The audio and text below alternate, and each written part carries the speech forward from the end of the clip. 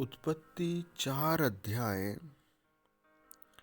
और उसका 12 वचन लिखा है। चाहे तू भूमि पर खेती करे तो भी उसकी पूरी उपज फिर तुझे न मिलेगी, और तू पृथ्वी पर भटकने वाला और भगोड़ा होगा।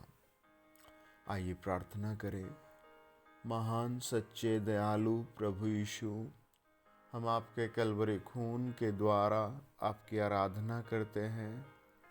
जितने परिवार इस चैनल पर ज्वाइन हैं, आप उन सब को पवित्रता दान में दें, आशीष से भलाई शांति दें, और दुष्ट आत्मा बीमारी फैलियरपन सब दूर करें।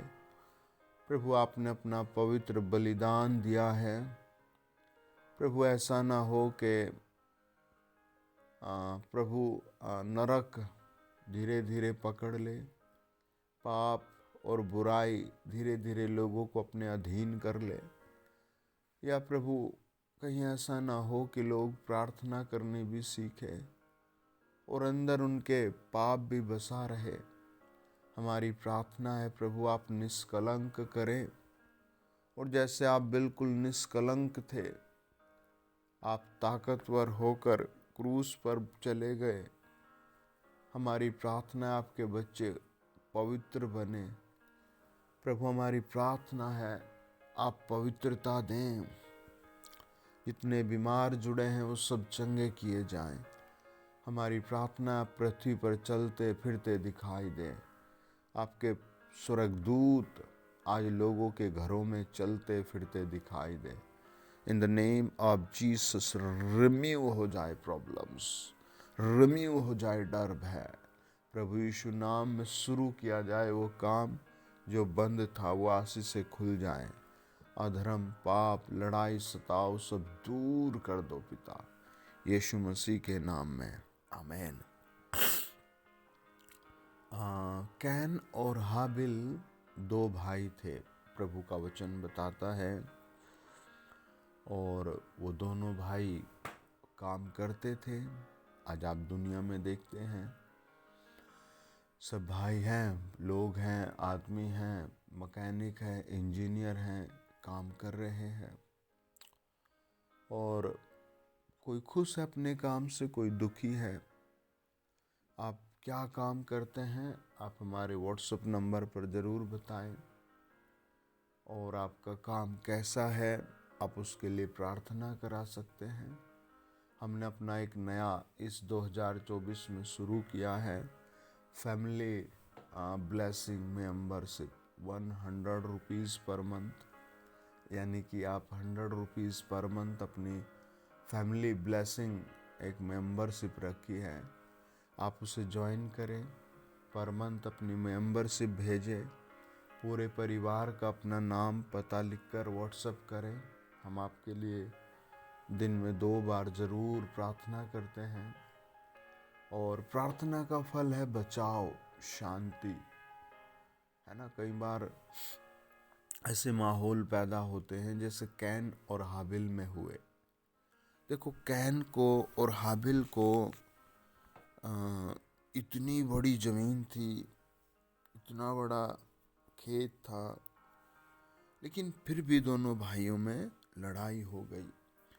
तो कई बार परिवारों में लड़ाई रुपया, पैसा, ये सब चीज़ें दिखती हैं कि भाई लड़ाई का ये जड़ है, लेकिन वास्तव में ये जड़ नहीं है। ये शैतान प्रेरित करता है लोगों को कि जाओ लड़ो, मारो, पीटो। आपको अगर कई बार लड़ने का मन करे तो आप अकेले में जाएं और कहें, प्रभु मैं सब कुछ तेरे हाथों में सौंपता हूँ। जिस पर गुस्सा आ रहा उसे भी प्रभु मैं तेरे हाथों में सौंपता हूँ, है ना। एक भाई थे, उसका पत्नी के साथ बेचारी के कुछ फ़ोन पर बातें हो रही थी। तो ड्यूटी से आता है और अपनी पत्नी को अपने हाथ से रसमलाई खिलाता है। उसने बहुत खुश होकर कहा, my husband is giving me, मेरे तो पति मुझे खिला रहे हैं। और कुछ देर बाद फिर वो बेचारी लेट गई। और उसने फिर उसे मफलर से घोट दिया। और फिर वो मफलर से भी नहीं मरी, फिर उसने उसका गले पर सरिया रखा और उसे फिर मार दिया। फिर उसे हॉस्पिटल लेकर गए, उसके माँ बाप आए और उन्होंने कहा भाई ये तो मर चुकी है।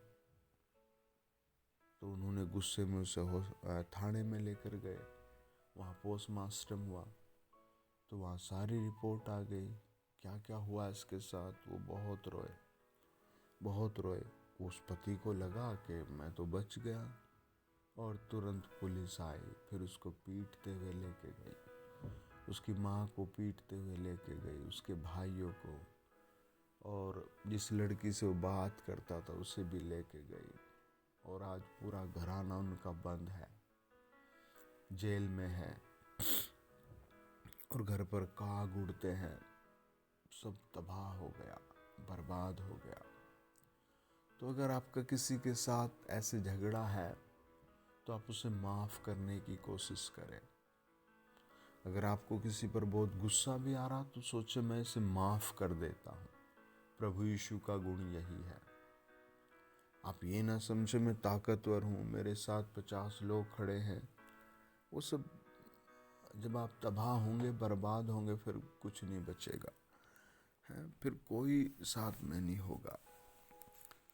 वचन कहता है 4 अध्याय उसका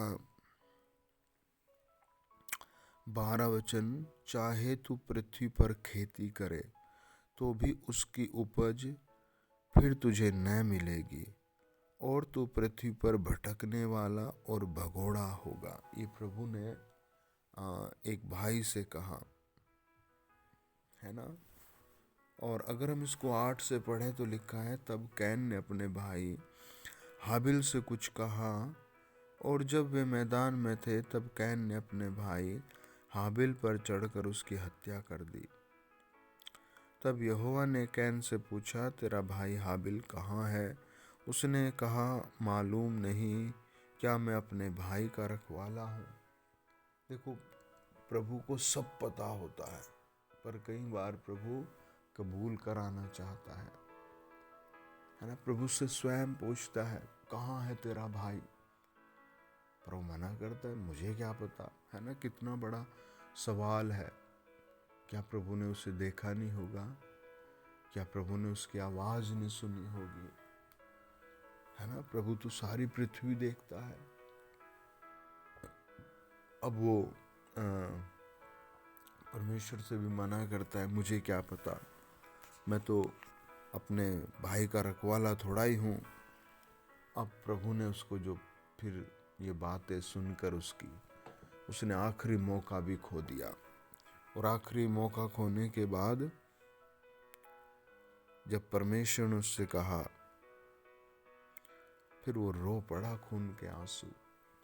लिखा है, उसने कहा, तूने क्या किया है? तेरे भाई किया लहू भूमि में से मेरी और चिल्लाकर मेरी दुहाई दे रहा है। इसीलिए अब भूमि जिसने तेरे भाई का लहू तेरे हाथ से पीने के लिए अपना मुंह खोला है, उसकी ओर से तू श्रापित है।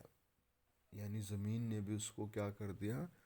श्रापित कर दिया, है ना। जमीन ने भी उसको क्या कर दिया? श्रापित कर दिया।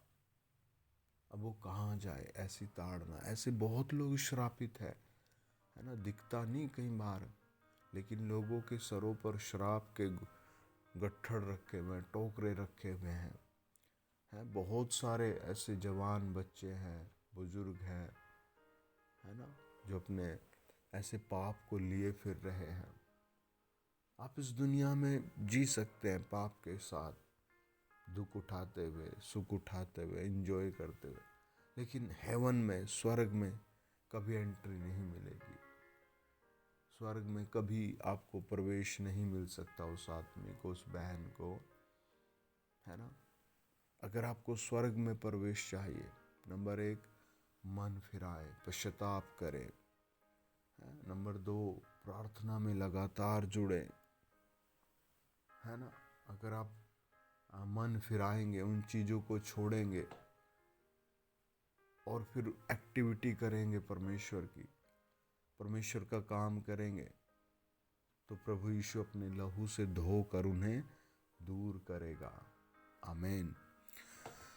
भजन 42 और उसके 5 में लिखा है, परमेश्वर पर आशा लगाए रहे, क्योंकि मैं उसके दर्शन से उद्धार पाकर फिर उसका धन्यवाद करूँगा। आपको परमेश्वर पर आशा लगानी है। आपके कोई बाल उखाड़ नहीं पाएगा, कोई आपको टच नहीं कर पाएगा, कोई अभिश्राप आपका हिस्सा नहीं रहेगा। आप धर्मी चाल चलें, आप यीशु के पीछे आ जाएं, आप अपनी कोठड़ी में प्रार्थना करना शुरू करें, आप नरमता धारण करें। आप एक अधिकारी हैं, आप एक आम आदमी हैं, है ना। इन सब बातों को परमेश्वर जानता है, लेकिन जो पाप की गठड़ी, पाप बुराई के नेचर भरा है, जो जैसे इन दोनों भाइयों में एक भाई ने दूसरे भाई को मारा। प्रभु ने पूछा, कहाँ तेरा भाई? उसने मना कर दिया, मैं क्या उसका रखवाला हूँ। और फिर जो प्रभु ने उससे बात की कि तू पृथ्वी की ओर से भी श्रापित है, तो ये बात उसे पहले नहीं पता था, पर वो श्रापित था। अब तो प्रभु उसका श्राप दूर करना चाहता था, उसे जताकर। आज प्रभु आपके हिस्से में भी इस साल बहुत बड़ी आशीष देगा। आमीन। आप रोए ना, आप घबराए ना, आप चिल्लाए ना, आपकी तकदीर बदल रही है। आमीन। आपके परिवार में बिग ब्लेसिंग आ रही है। आमीन। आपके हालात बदलेंगे। यीशु आपसे प्यार करता है। God bless you. आमीन आमीन। आप अपनी मेंबरशिप ज़रूर लें और हमारे व्हाट्सएप नंबर पर अपना फैमिली एड्रेस लिखकर भेजें। आपको मैं घोषणा कर रहा हूँ, आपकी ओर हाथ करके दुआ कर रहा हूँ। परमेश्वर आपसे बहुत प्यार करता है। आप हर बड़ी बरकत पाएंगे, आप हर तरीके की ऊंची आशीष पाएंगे। खुदा आपको बहुत बढ़ाएगा। यीशु मसीह, आप जहाँ कहीं भी रहते हैं, आपके पांव मजबूत होंगे। मैं आपके लिए दुआ कर रहा हूँ, फरिश्ते आकर आपकी सपोर्ट करेंगे। आमीन। God bless you. कॉन्ग्रेचुलेशन।